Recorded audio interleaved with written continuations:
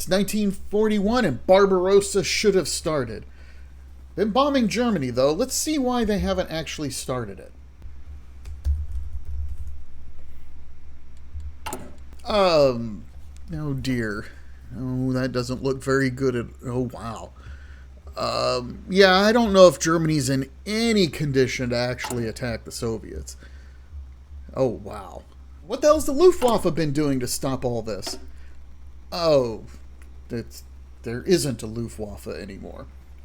We might be seeing the problem. Hello, everyone, and welcome to another episode of Counterfactual Gaming. Gaming channel where if there's something historical or canonical in a video game, we don't do it. Now, before we get started, I'd like to invite everyone to go ahead and click like and subscribe if you like the content that you're seeing here. And if you've got any requests for content or any questions about the game that I'm playing, go ahead and put a comment down below. I'll be more than happy to get back to you. Now, today in Counterfactual Gaming, we're going to be doing something a little bit different. I was having a discussion with some folks at the Paradox Forum about the relative merits of strategic bombing and the value of concentrated versus dispersed industry. A key part of that discussion turned on whether or not, in a single-player environment, you could actually inflict enough damage to matter against a country that had dispersed industry. Now, those familiar with multiplayer, I'm sure are familiar with house rules or mods that make it more difficult to do certain kinds of strategic bombing, because in multiplayer it's possible to reach such a ridiculous critical mass that if you put 10,000 bombers in a single region, you can obliterate all of the airfields and infrastructure in like 4 sorties before the enemy can even get enough fighters there to matter.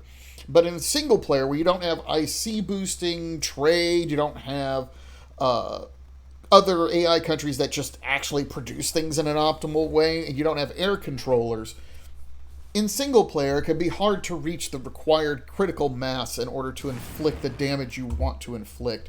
And so I've decided to do a run as Britain with a heavy emphasis on strategic bombing and see just how much effort it requires to do damage to Germany, because AI Germany always runs dispersed as part of its tech research scheme.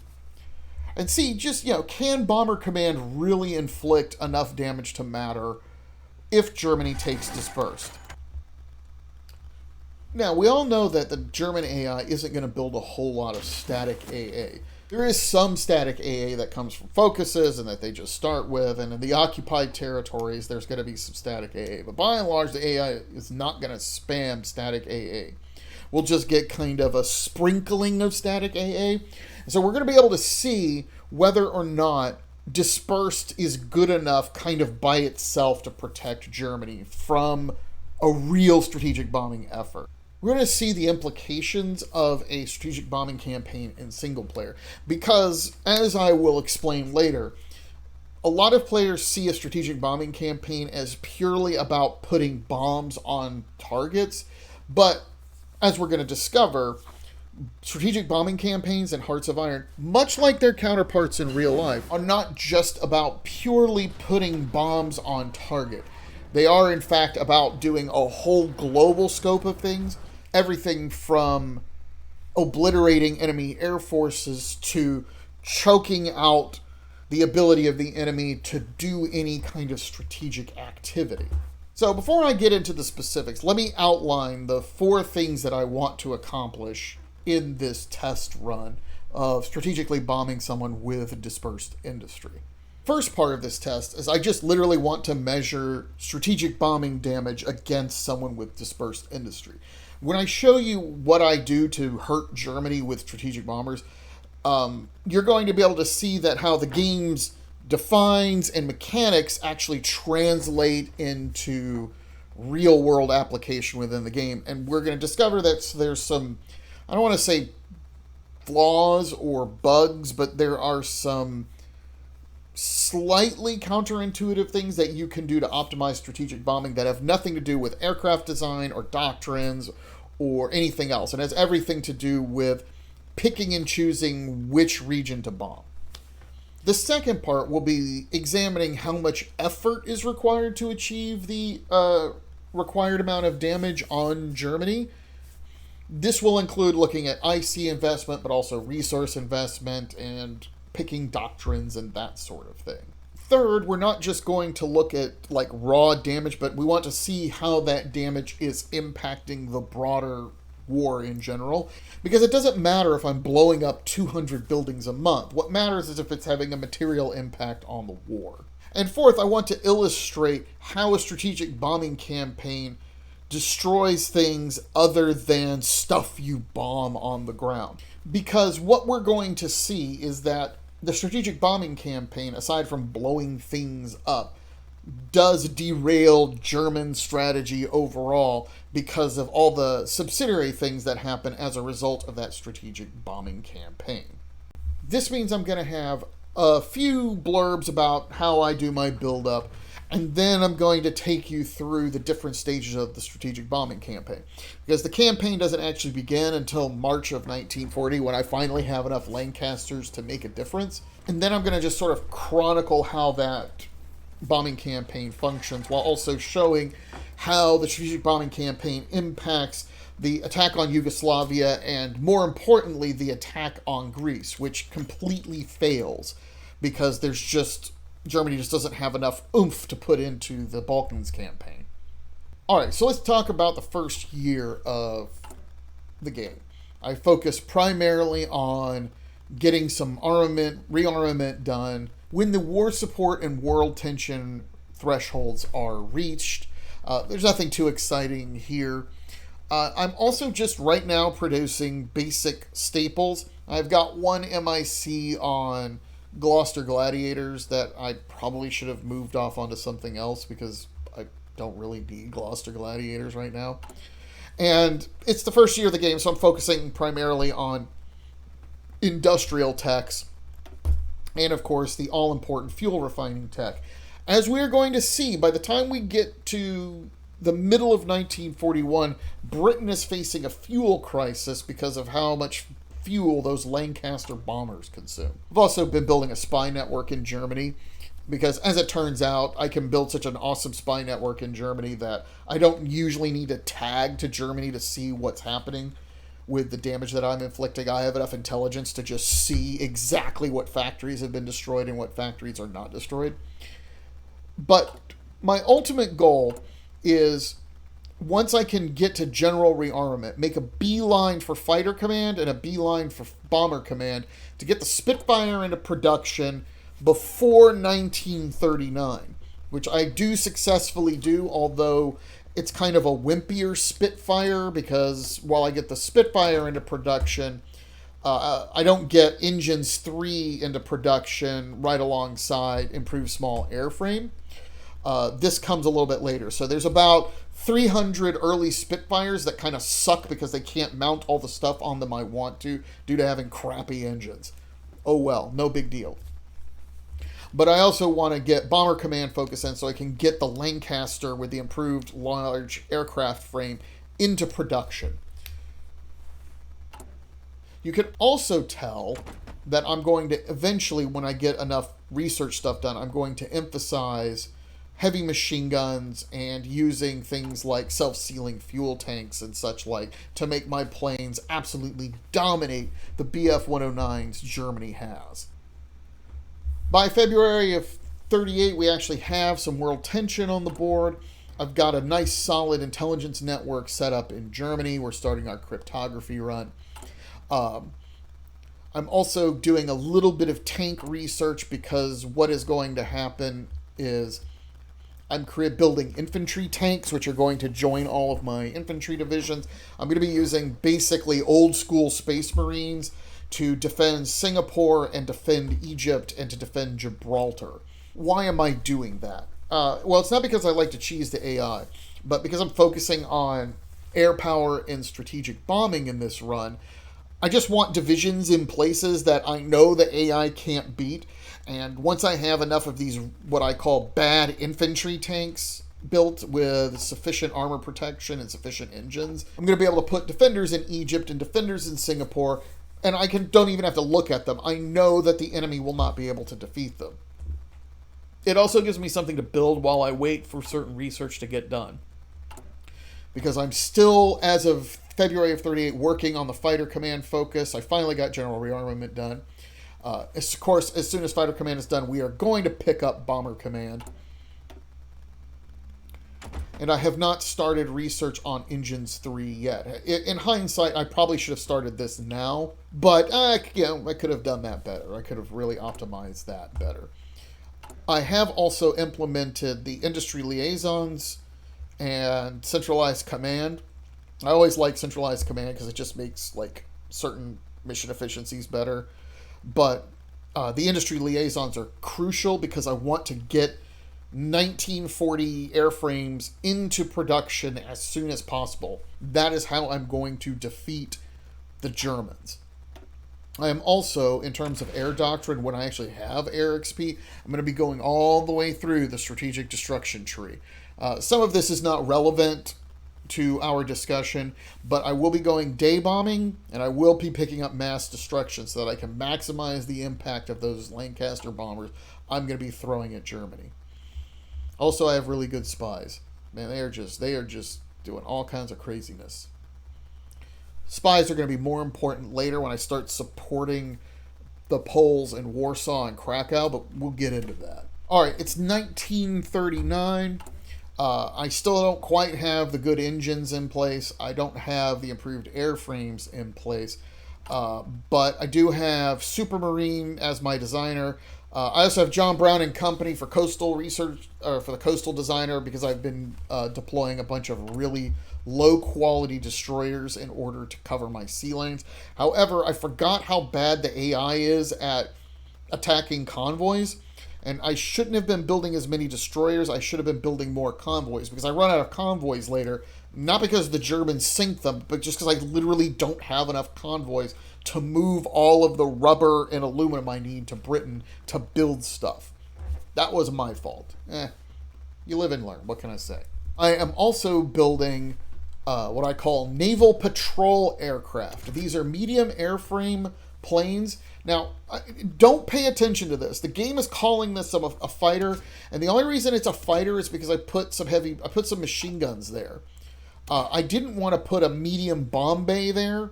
That's going to add a whole bunch of extra weight and production cost. So I just put like really cheap machine guns there. Look at that, just 2 light machine guns, so that I don't have to waste production costs on that. Because what this actually is a gigantic float plane with naval strike capability. It's got a range of 3,100 kilometers. It flies like an idiot because it's a float plane. The purpose of this aircraft isn't to fly in contested areas. The purpose of this aircraft is to cover my convoys and protect them from U-boat attack. And this plane has enough range that it, flying from any airbase, it can cover multiple sea zones. And this naval patrol aircraft I've built is basically the entire reason the U-boats don't make a whole lot of progress. They make some initial progress very early in the war, but they get chased away by these planes, because these planes have the range and the firepower to sink German U-boats, and they can detect them too. Also, I have to put 3 engines on it, because 2 engines is just not enough with the bad engines that I have. I don't really modify this design as time goes on. I just have 5 MIC on this for most of the war, and it just runs and runs and runs. By the time Japan enters the war, I've got 200 of these flying from Singapore. And just as a side note, this also is good at sinking Japanese subs, but these planes just have some weird fascination with Shikaku for some reason. And so even though I don't do a whole lot of damage to the Imperial Japanese Navy, I do a ton of damage to Shikaku and a bunch of random naval strikes off the coast of Singapore. RNG doing crazy stuff. What can I say? This is the bad Spitfire that I've designed. When I get the engine upgrade, these machine guns are going to turn into heavy machine guns. And I'm using bomb locks. Now, why am I using bomb locks here? Well, the reason I'm using bomb locks is I want my Spitfires to be able to do multi-role capability. As I've learned over the past year, is that the AI, once you've cleared AI air forces, your fighters are useless if they have no way of bombing enemy troops. And so I try to design fighter aircraft to have some multi-role capability. I know that once this Spitfire gets its engines upgraded, it's going to be basically unstoppable by anything Germany has. But when I wipe out the Luftwaffe, I need these planes to do something constructive with their time. So they have bomb locks. When I get the technology for rocket rails, those bomb locks go away and they get rocket rails installed instead. You'll notice that I've added armor, I've added self-sealing fuel tanks, and I've added drop tanks because I like the extra range. I do want to point out that the self-sealing fuel tanks become an issue later on. When we talk about the resources Britain has to consume to build a strategic bombing campaign, those self-sealing fuel tanks are going to become an issue thanks to the rubber cost. Now, because I'm bad at playing Hearts of Iron 4, I don't get the Lancaster into production until 19 April of 1939. But I do have the Lancaster in production now, and with very little modification, this is the plane that we run throughout the entirety of the game. It does have a very high price tag, and it has 2 strategic bombing bays. I've also given it the radio navigation and the bomb sights.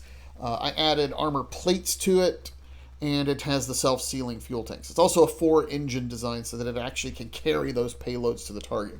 This bomber is incredibly expensive. There is no question about that. I know some of you might be having sticker shock while you look at this, but I want to make it clear that this is an expensive bomber, but I wanted to bring a whole bunch of strategic bombing attack to the table.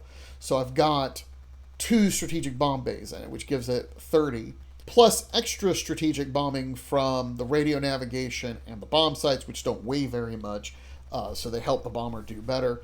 But I want you to look at this. I also managed to put Avro as the designer on the Lancaster. The Spitfires have Supermarine, so they have the benefits of the Supermarine designer, but I wanted the Avro designer on the Lancasters so that the Lancasters can benefit from the strategic bombing buff. Remember, we're not trying to get strategic bombing damage from any one source. We are trying to get strategic bombing damage from bomb bays, from electronics equipment, from the designer. And then we go over here and we look at the doctrines. I want to also pick up day bombing for extra strategic bombing damage, mass destruction for extra strategic bombing damage. We want to do all of these things so that we can maximize the amount of damage Lancasters can do to Germany. I don't start the strategic bombing campaign until March of 1940, but this is what my production looks like in January of 1940, in the sort of lead up to that. Now you can see I've got 85 factories on aircraft, and most of these factories are now on Lancaster bombers. And I actually have too many factories on the Spitfire A. That's the improved version of the Spitfire with a decent engine, so it's got more machine guns. I got too many factories on that, and I'll explain why in a second. But you can tell that I've got my patrol aircraft that's been running forever. I've got my Lancaster bombers. I've got a ton of factories on them, but as you can see, we're still trying to get that production efficiency up. And if we go over here, and if we take a look, you can see that I don't even have 100 strategic bombers in the field yet. We're still training wings. We're still trying to get them produced. And it looks like I'm producing... Yeah, I'm barely producing 1 a day right now. That's going to improve. Let's take a look at Germany, though. Look at the intel on Germany. And Germany still has an air force, okay? This is where Germany's Luftwaffe is sitting right now. They got 1,200 fighters, and then they've got all these other assorted tactical bombers and close air support and all these other things that I don't care about right now because there's nothing a Stuka can do to a strategic bomber. When the bombing campaign begins, these BF-109s of various descriptions are going to be what's trying to stop me from bombing Germany. And I said I have too many factories on planes, and what I mean is It looks like I only have, like 1,400 fighters in place. And that's technically true, including some of those really old ones. But what I discover is that by the time a few months have gone by, the Luftwaffe gets chewed to pieces by my planes to the point where I could have easily swapped one of these 15 factory production lines over to Lancasters and wouldn't have noticed a difference.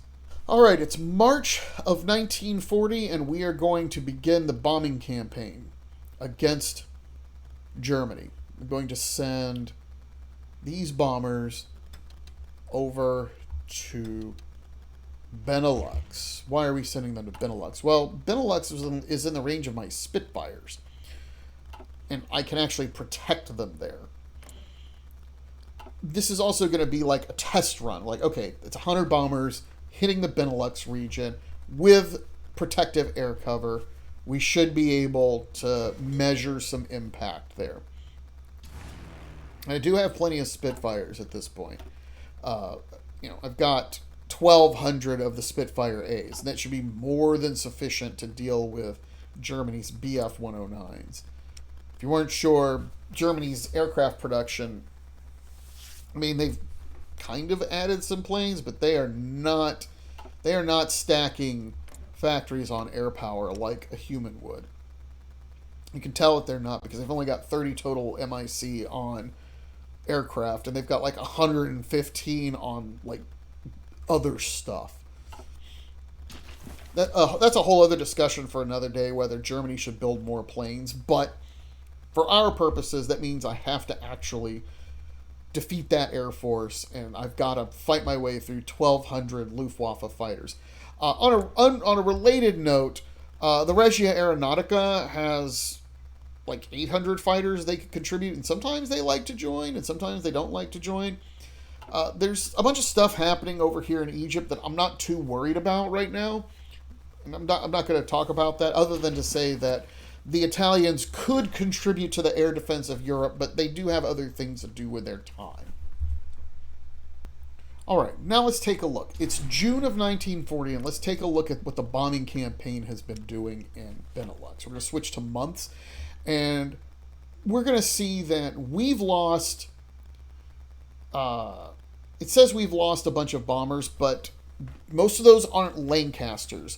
We're going to talk about what those bomber losses actually are. But I've lost 409 fighters to 1,000 German fighters.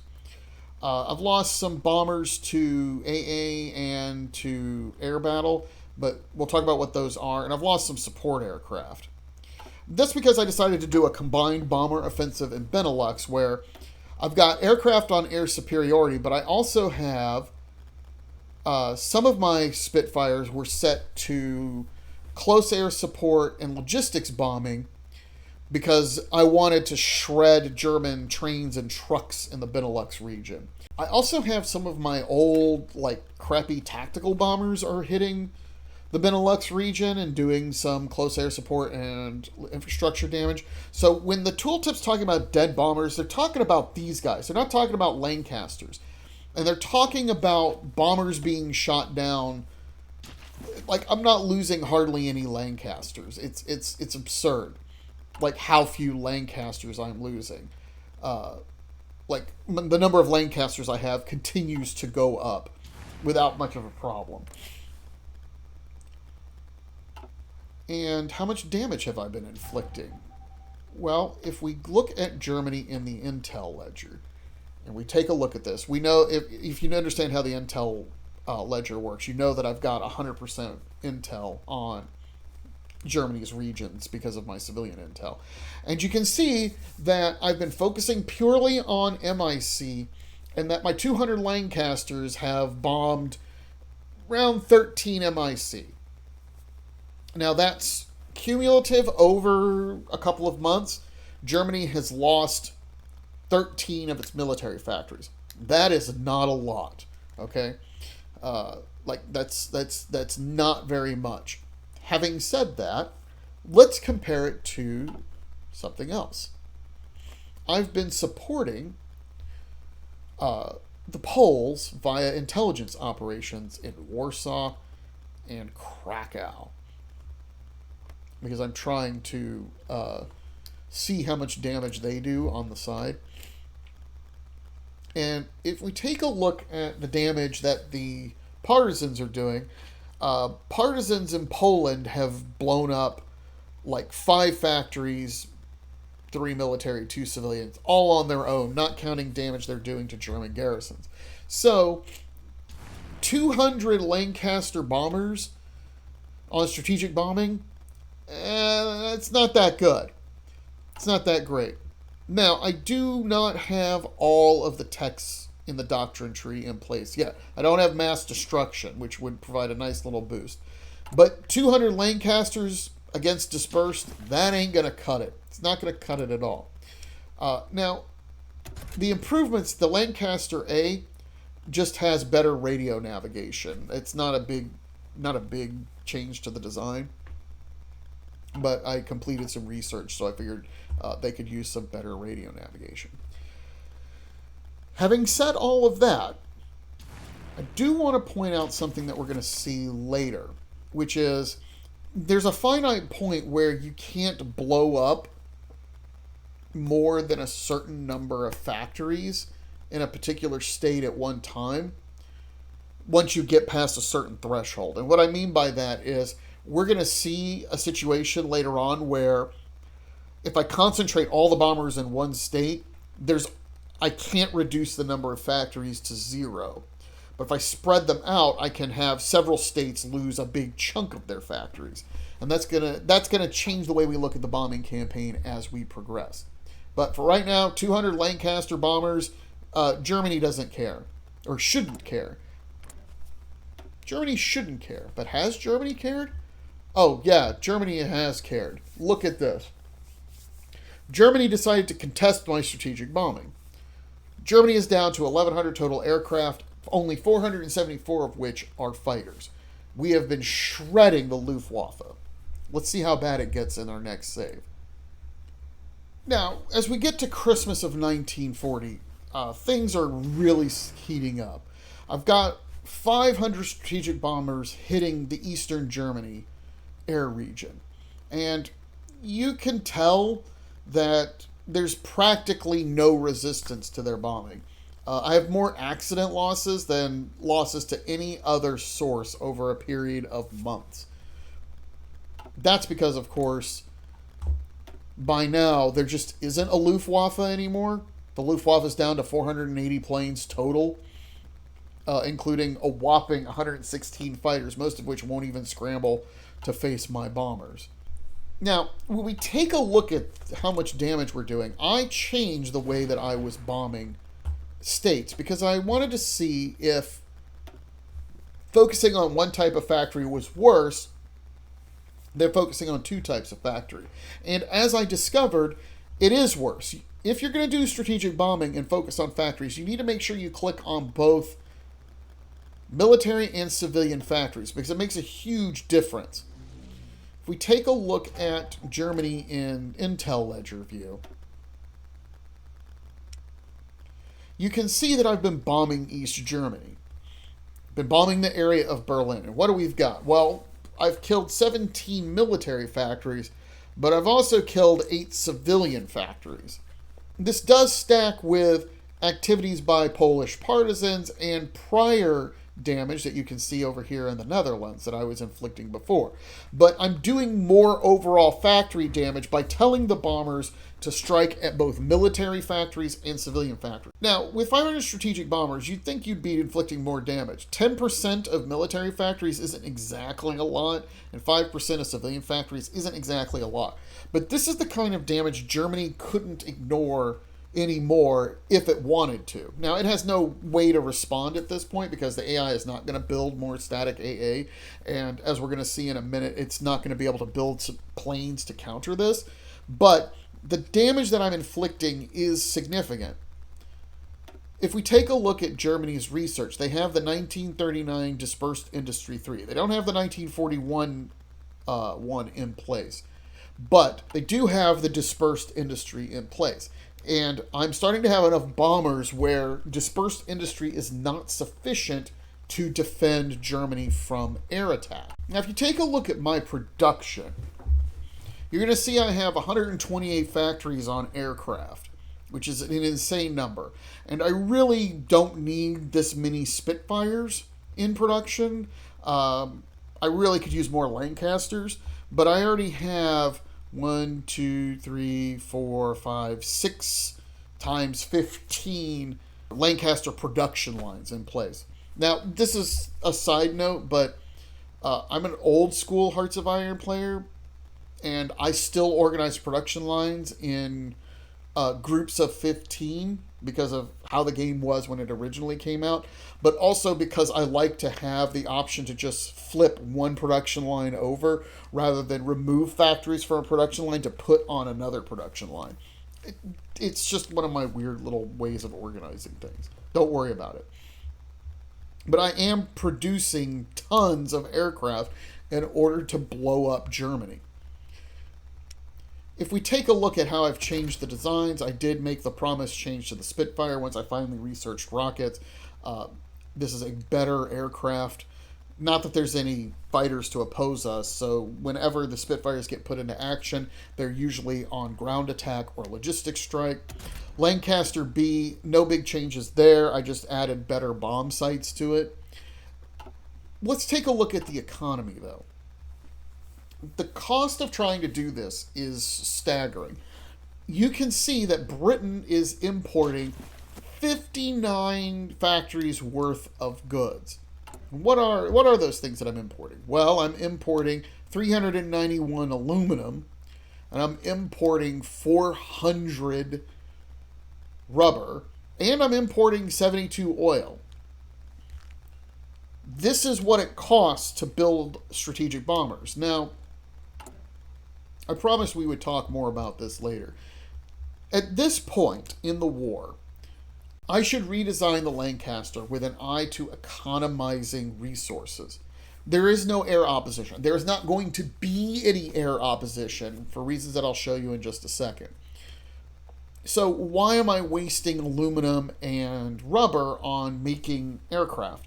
What I should do is remove this armor module and swap in non-strategic materials usage to remove 3 aluminum. And I should remove this self-sealing fuel tank, and I should put, I don't know, nothing there.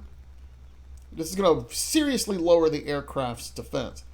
But if I make the Lancaster Mark III, if I made these changes, the aluminum cost goes way down, and the rubber cost goes way down. Not to mention the production cost goes way down. That would save me a ton of aluminum. And I could do this, I could do the same thing over here. I could be like, okay, I still need planes, but they don't need to be fancy anymore, so let's swap to non-strategic materials usage, and let's remove that.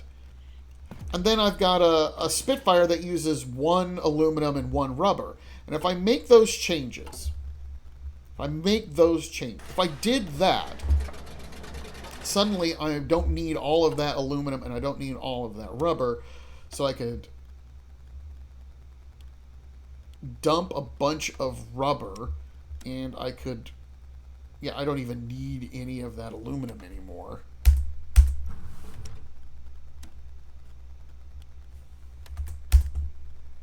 Okay, I need a tiny bit more aluminum.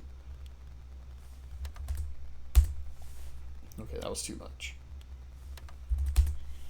Okay, now it would drop my import bills to 15 from what they were before. This should be what I would do if I were doing this in a more gamey fashion. It's really what I should do. But I wanted to build real aircraft that cost real things under the assumption that there would be real opposition to my aircraft. So I'm not going to make those changes, but I want you to be aware of what those changes could mean economically as we push forward. Because as you can see, it's costing Britain a ton of resources and a ton of factories in order to bomb Germany. Now, why am I confident that Germany is not going to be able to mount a successful air defense? Well, let's take a look. We're going to tag switch over to Germany for a second. Okay. We'll take a look at the repair queue. Just if you wanted to see how bad things are in Germany, this is the repair queue. Or this is, yeah, look at that. Look at all those factories that need, like, some of these are being built, but, like, this is insane. This is, like, a decent amount of damage. But if we take a look at the production queue over here, you can tell that aircraft production is being halted by the strategic bombing because Germany is not prioritizing it. Germany would rather produce Doras and anti-tank guns and a ton of trucks, not BF-109s in order to protect themselves. And as more factories go offline, the worse this gets for Germany. It gets really bad. When we get to March of 1941, the war has changed a little bit. We're going to talk about what's going on in Greece here in just a moment. But I'm still maintaining a strategic bombing campaign against Germany. But now I have like over 1,000 Lancasters hitting Germany every day. There is no air opposition to me at this point. Like, there's just like, he has 200 BF-109s and that's it. And I don't even think that could matter at this point. We are inflicting heavy damage on Germany. But I've had to change the way I'm bombing. I've been rotating bombers through different areas in order to see if that would be more effective. And what I've noticed is that it's usually better to move those bombers around because at past a certain point, your bombers aren't going to blow up too many new factories. I don't know how to explain it other than to say that it seems like every factory you damage makes it a little bit harder to damage the next factory. Kind of like diminishing returns. I'm sure if somebody with a spreadsheet would have a better way of talking about it. But the long and short of it is they're still recovering from the damage I inflicted in Eastern Germany, but you can see that I've been flying missions in all these other places and trashing factories. We're up to 15% damaged military factories and 6% damaged civilian factories. Also, the Poles have been blowing up more and more stuff in Poland. I do eventually send bombers to help the Poles, but I have been running non-stop missions to support them as part of a side project. I just want to see how much damage they can inflict, and they are really making all kinds of money for me. Now, let's talk about Greece. The campaign in the Balkans has been a flop, and not because of the Italians. You can blame the Italians all you want, but look what's happening in the Balkans. Well, I've got 1,000 planes in the Balkans shredding the Italian Air Force. The Regia Aeronautica is getting shredded while we're bombing and destroying Axis assets. If we take a look, I've lost 152 planes in the area. The Axis has lost 706. This has cleared out a bunch of their close air support and their tactical bombers. We've been bombing tons of troops, and we've been neutralizing enemy logistics as far as we can. The only reason we're not doing any more damage is because, I mean, just look. The Axis won't put any more divisions against Greece right now. I mean, they can't support it logistically, and I don't think they have the assets to put against Greece because they are preparing for Barbarossa. The Greeks are even making a counterattack that my aircraft are supporting. I don't think this particular counterattack is going to succeed, but yeah, the Greeks are really, really putting up a strong fight under British air cover, and this is a part of what I've been talking about, where strategic bombing is not just about literally blowing up buildings. Strategic bombing, just like in the real war, is about forcing the enemy to allocate strategic resources to counter it.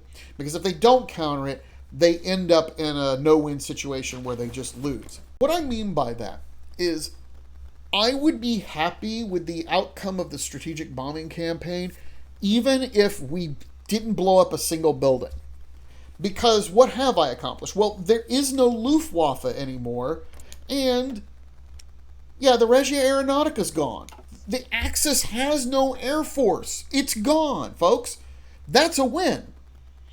That is a win. I have forced enemy air forces to fight me on terms where I can win, and I have obliterated their air forces. Now, the AI is still going to attack the Soviet Union, although they're going to be a little bit late about it this time. But, like, the war is almost over at this point.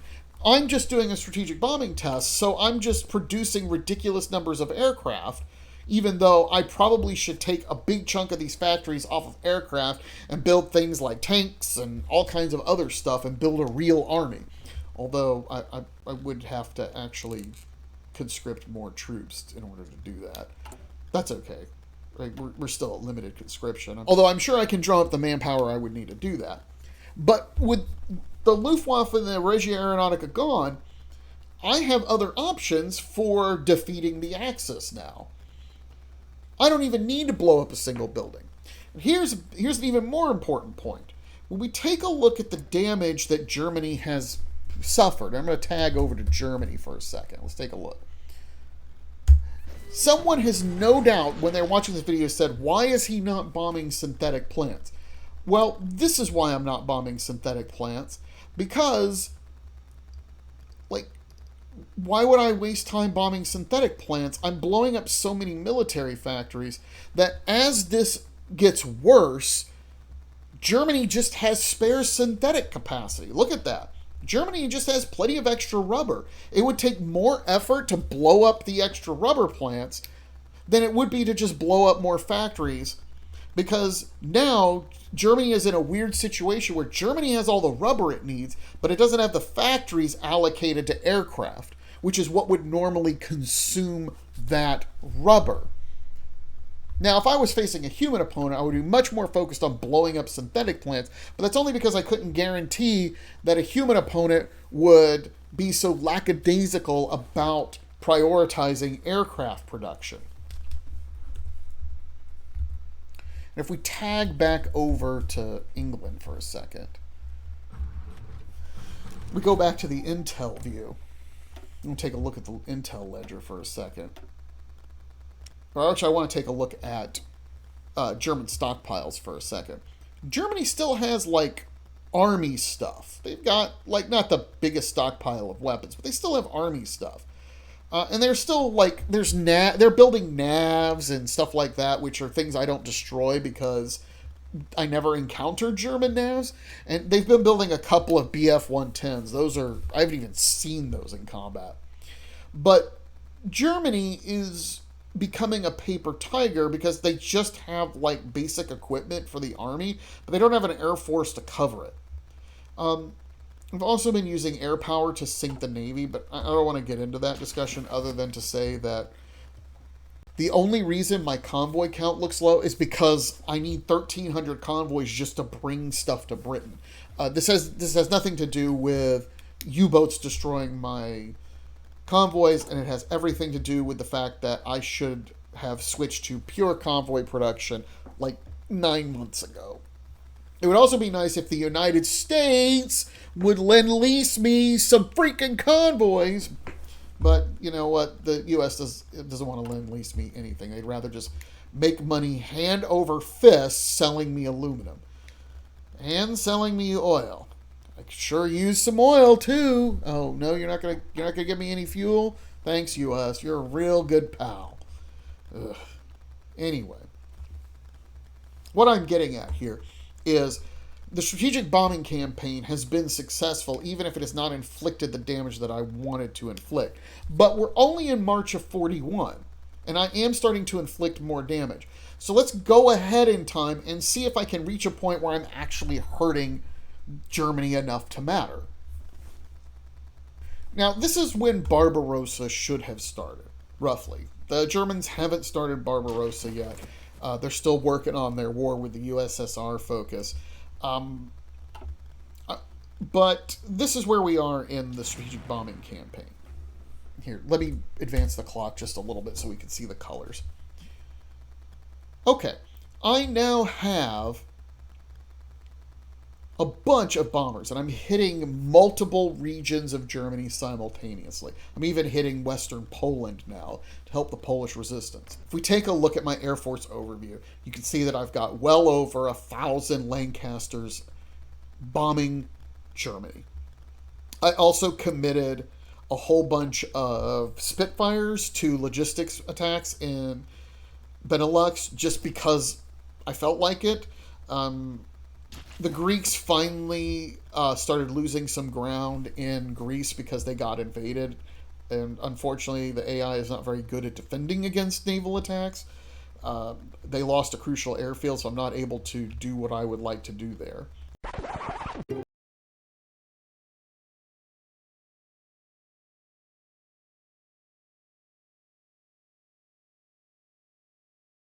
So I've been instead bombing the Italian Navy in the Mediterranean because for some reason they like getting bombed. Let's take a look at where Germany is in terms of being bombed. Well, because I've been hitting large swaths of Germany, Germany now is down 30% of their military factories, and they're down 8% of their civilian factories. That is not a small amount of damage. That is a war-winning amount of damage. Just to make that clear, I want you to think of the last time you played Germany. I want you to think about your allocation of MIC, and I want you to think about 30% of that is just gone. 30% of your MIC is just gone. And Germany is now sitting at Dispersed 4. So they should really be absorbing a lot of damage better, but it doesn't matter. I've got the critical mass of strategic bombers, and we are hitting Germany in the proper fashion. And because we are hitting Germany in the proper fashion, and Germany has no aircraft on air defense, and they don't have any static AA, it's just free. Me bombing Germany is basically free for me. Like, let's take a look. I've been hitting Western Germany. Let's take a look over the past few months. I've lost a whopping 9 bombers to accident losses. Northern Germany, 3 bombers to accident losses. Ooh, 2 bombers shot down by AA. Oh, 12 lost to accidents. I mean, it's silly. How about here? Oh, man. 11 shot down by AA. Wait a minute. What's going on with that? Why is that happening? Well, that's because Paris has 3 AA guns, and this particular strategic air region contains the Maginot, which has 5 AA guns. And there are some, I think there may be a couple of other stray AA guns. But the actual AA guns in the northern France region, it's not a lot of bombers, but it's having some impact. Imagine the amount of impact that would have had if they'd actually had more of those. Because Dispersed is not protecting Germany enough at this point. Now, I know, I've got 126 factories dedicated to aircraft, which is way more than the 30% of factories Germany has lost. Now, I do want to point out that there are some problems Britain is facing. If we take a look at my trade, now that I've readjusted it, because for some reason trade likes to get a little screwy and save games sometimes, you can tell that I'm buying tons and tons of aluminum from various countries. And I'm also buying like a decent amount of rubber, even though I get a whole bunch of rubber from Malaysia. I have to pay for some of that. And I'm also having to pay for oil from the United States because, again, they won't bankroll me with any fuel. But you'll notice that like I'm basically out of civilian factories. I'm trying to develop some oil fields and some rubber plantations just to help. But the British economy is straining under the fact that we just don't have enough aluminum to keep building all of these aircraft. I'm doing the best I can. That is a significant cost on the economy. Again, if I was doing this in a different way, I would have made my aircraft cheaper to produce in order to keep spamming them and to reduce that aluminum cost. But the aluminum cost is a significant impact on my budget. There's no question about that. This number of bombers that we're looking at right here, this is sort of this is the break point. This is the point where dispersed is not enough, because nothing is stopping me from continuing to increase the number of Lancasters that I have in the field. If I was losing as many Lancasters as I was building every day, this might not be as serious of a problem. Germany might be able to come back from this. With no way to stop or destroy these bombers that are hitting Germany, the number of Lancasters is just going to continue to increase, and there's nothing Germany can do about it. Dispersed can't help with that. And there's no Luftwaffe. Like there's no Luftwaffe. Nothing is coming to save Germany at this point. And if you want to see how bad it looks from Germany's perspective, let's tag over to Germany for a second. Let's take a look at that queue. Okay, Germany's trying to build some railroads. Good job, Germany. That's a great thing to do. Look at all the dead factories in the queue. Look at all those dead factories. Look at it. Germany's construction queue for civilian stuff, it is a graveyard of military factories. It is a graveyard of factories. And if we take a look at the equipment Germany has on hand, we can see that graveyard of factories is having a material impact on the war. We take a look at MIC. You can see that Germany has no functional MIC on aircraft anymore. They have barely any functional MIC on support equipment. And Germany has dedicated 15 factories to trucks because I'm ripping their trucks up in a separate part of the bombing campaign where I'm just ripping trucks up with the Spitfires in any place where I can do that. And so that's like another whole aircraft tax on Germany that is like just that's icing on top of the strategic bombing cake. This is not an economic black hole from which Germany can recover. Like a human player, if I just like had a hot join and somebody hot joined as Germany and we did MP and I said, okay, fix Germany.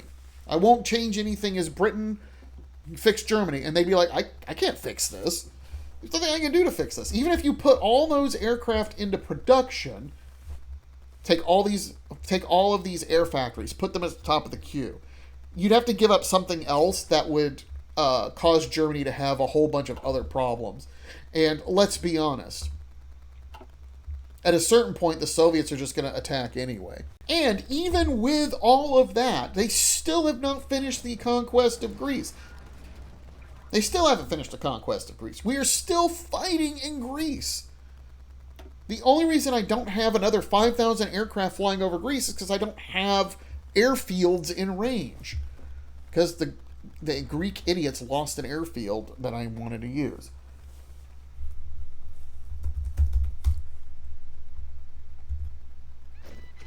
Really shouldn't call the Greeks idiots. They have really done a phenomenal job defending the country here. It's their soldiers combined with RAF air cover that has really, really stymied Axis efforts in the area. So what's making this bombing campaign effective so far? Well, lack of air defense and dispersing the bombers in 200 and 300 bomber formations in different air regions rather than trying to focus them all in one air region to destroy factories. We've dispersed them out and making sure that I actually have like all of the doctrines that are relevant in place and making sure that I have actual planes with sufficient firepower. Now, there is one other limiting factor to this strategic bombing campaign we have to talk about, though. It's fuel. Britain cannot afford to keep those Lancasters flying constantly. I really need Lend-Lease from the U.S. So when the U.S. joins the war, I have to tag over to the U.S. to have them actually send me a decent amount of Lend-Lease fuel.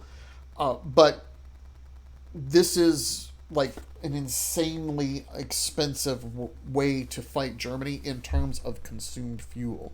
These air wings that I'm deploying, if we take a look at them,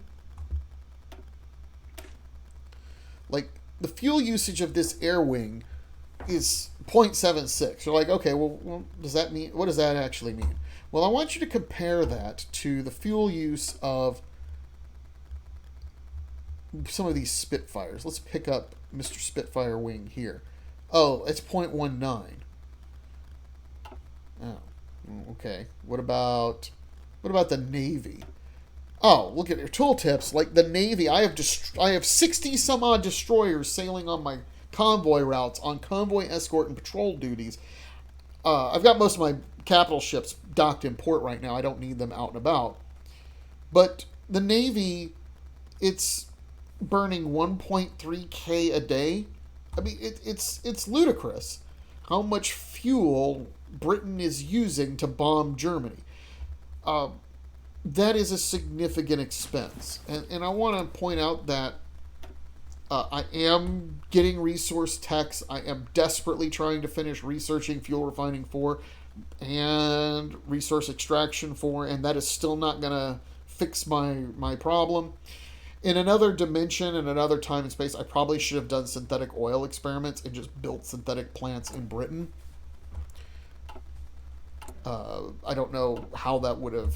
I don't know if that would have really had the impact that I wanted, but it could have saved me some heartache. But I want to point out that we have reached a point where Germany can no longer afford to repel air attack. But by not repelling the air attack, Germany's economy is getting ground into nothing. I also want to point out that I haven't been bombing German naval production capacity, but that is always an option. Nothing stops you from saying, I want to stop the German Navy, so I'm also going to bomb NIC. But Germany has so few Nick that I don't think it's worth wasting bombers on. We're going to go to December of 1941, which is where I ended this test. Barbarossa is in full swing, and you can tell that the Germans are failing. I'm actually surprised they made it even this far. They don't have a Luftwaffe, so they've kind of pushed to Riga, and that's about it. If we take a look at the intelligence view, you can see that at this point the German economy is in a tailspin. 41% of Germany's MIC is down the toilet. 17% of her CIC is gone. Like, there's just nothing left. The economy is dying. And it's only gotten worse because the army can't even fill its stockpiles anymore. There's a total of 88 planes in the Luftwaffe, and while there's 29 submarines, those aren't even having an impact in the war. This is a strategic bombing-induced apocalypse. We are now sitting at 2,500 strategic bombers. There's nothing Germany can do to stop this with Dispersed. At this point, even if they had static AA, it probably wouldn't matter. It's ludicrous. And if you want to just see how bad things are for Germany, if you want to look at their build and repair kit, like it's a graveyard. I said it was a graveyard before, but this is even more ridiculous. I mean, it's just, like, insane. There's just stacks and stacks of dead things. It's just everywhere. Not only is that, we take a look at where the AI has prioritized things, and the AI is desperately trying to build artillery, AA guns, and small arms, but they can't even produce trucks now because they don't even have enough factories for that, and they won't reprioritize. So they can't, their logistics are going to be trashed. They can't do any motorized warfare. And I just want to point out that the Great German Army has a whopping 4 MIC on tanks. That's how bad things are. They also are building austerity trains rather than armored trains, and I don't know how much of an impact that would have had if they had been producing something else, but I do know that they still have enough trains to supply themselves right now, but they sure as heck don't have enough trucks. Meanwhile, things are not looking good for the RAF. I'm up to consuming 16,000 fuel a day for my aircraft, and I'm just out of fuel. I just can't do it anymore. I would love to do more, but I literally, like, I'm at the end of my rope in terms of fuel. I'm importing or producing 150 oil a day, turning that into 12,000 fuel. I'm getting 5,000 fuel and Lend-Lease a day that I tag swap to the US to make the offer, because the US, even when I asked for fuel, they would just send like $5,000 for one day and then tell me that that's all they were willing to do. So I had to tag swap to the US, make a 5,000 per day offer to Britain, so that when I tag swapped back to Britain, I could accept that offer. And I still can't supply enough fuel to the Air Force. I've been doing 24-hour bombing this whole time. If I'm going to continue this air campaign, which I'm not going to, I've proved my point, I would have to sortie those bombers less, because there's just not enough fuel, and my allies won't give me any more fuel. I don't know why. And my allies, not only will they not give me more fuel, but even if they would give me more fuel, I'm almost at the end of my rope in terms of convoys, because I'm importing ridiculous amounts of aluminum and I'm carrying ridiculous amounts of rubber home. There's only so much that the British Merchant Marine can do. And in hindsight, maybe I should have grabbed some of those naval focuses to add Nick, not so that I could build warships, but just so I could build convoys. But if the U.S. would just send me some freaking convoys, I'd be great. But the U.S. is not going to do that. Why is the U.S. not going to do that? I don't know. The AI is mysterious in the way that it does things, and it's very irritating. If I was in a multiplayer game, we would have solved these problems like 1,000%. I do want to point out that even though Barbarossa is happening, the Greeks still have not been defeated. They're still clinging to life in Athens, and that's what you get when you don't have an air force. It makes taking the Balkans really hard. I do want to point something out. It's very rare that I get resistance all the way up to 100% in occupied territories, but I managed to achieve that this game. And full compliments to the Poles. They have done a number on the Germans. Look at that. And while this is not at 100%, give me one more mission and they will be at 100%. And look at how much spillover we're getting in other territories based on the ridiculous amount of partisan activity taking place in Warsaw and Krakow. I do want to point out that with as bad as things are in these territories, what that means is that Germany literally can't strategically redeploy through this part of Poland. And if they stationed any divisions in this part of Poland, those divisions will be taking damage. There is a point where territories are supposed to spontaneously go into open revolt once they have a high enough resistance target, but I'm not even worried about that right now. Between strategic bombing and the Polish resistance, I mean, Polish territory is not as useful to Germany as it could be. It's really not. So good job, Poland. And good job, British spies who've been making resistance contacts and strengthening resistance. Thumbs up, guys. You did a good job. Let's wrap this discussion up. Is Dispersed overpowered, or is it sufficient to defend Germany? Well, it kind of depends on what you think your definition of overpowered or defending Germany would be. Because I had to put a disproportionate amount of effort into strategically bombing Germany in order to get the results that we've seen. And so on that note, yeah, it seems like Dispersed is actually worthwhile. It's doing its job. But on the other hand, Dispersed is not a panacea. Dispersed does not completely save you from strategic bombing. And in this particular case, not only has Dispersed not completely saved Germany from strategic bombing, but Dispersed is not a way of stopping all of the other problems of a strategic bombing campaign. Dispersed will not give you an air force that you can use elsewhere. Dispersed will not save you from having your destroyed factories repaired and put back into condition. And Dispersed will not allow you to come back from having lots of damage. In other words, Dispersed seems to be only useful as part of a larger air defense plan and a coherent strategy towards fighting the air war. Because if you get suckered into fighting an air-to-air campaign where you're forced to shoot down enemy bombers, but that means enemy fighters can shoot down your fighters, and if you lose that, then you have already lost the air war regardless of how many bombs actually hit their targets. And Dispersed is only a small part of that. I would say, if you really want to stop a strategic bombing campaign in Hearts of Iron, you need to do the things that you would have done in real life. You need some static AA. You probably want to use dispersed industry, but you also need an air force. And you use all of them combined to stop a strategic bombing campaign. One of those things by itself isn't going to cut it. Two of them are probably not going to cut it in the long term either. Because, as you may have noticed, Britain had the freedom this game to put all that effort into the bombing campaign. There was no threat of invasion.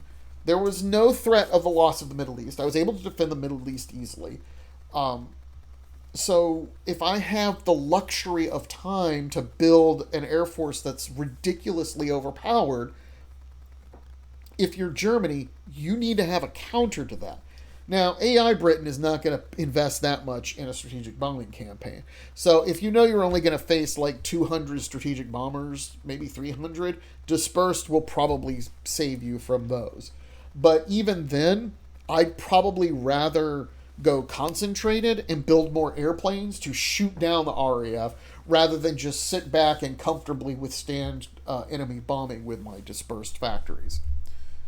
Your mileage might vary, though. And that about wraps up this video. This video took way longer than I thought it would. This is a complicated discussion. It's not even something I normally do.